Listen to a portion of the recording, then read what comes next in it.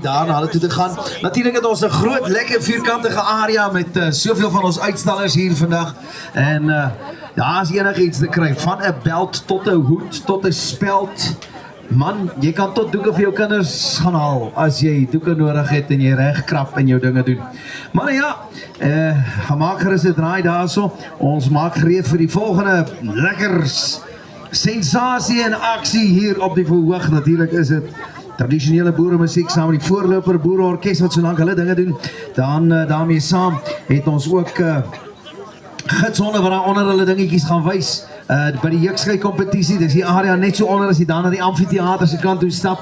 Daar is die jeuksky kompetisie, lekker boere sport en dinge wat gebeur. Daar is 'n boer dra 'n vrou of 'n boer soek 'n vrou of een of ander boer doen iets, maar die dinge gebeur. Vriende, ek wil net vir julle sê, sit so lank nader, kry vir jou 'n sitplekkie, kry vir jou 'n drinkdingetjie, hier is heerlike goedjies ook te eet. Tesame met alles wat jy kan geniet hier so by die Mampoerfees en natuurlik Voortrekker Monument. En dan kom geniet jy die heerlike musieke ook saam met ons vir 'n wyle. Lekker tradisionele boeremusiek en maak gerus 'n draai daar. So vroeër was die Jacaranda Boereorkes, lekker moderne aanslag gehad. Nou gaan ons nog 'n bietjie tradisioneel vat. Dis hoekom ons hier is. Ons moet die hele menu vir jou optis sodat jy kan weet wat gaan vir wat. Waar is dit lekker, waar is dit nie lekker nie.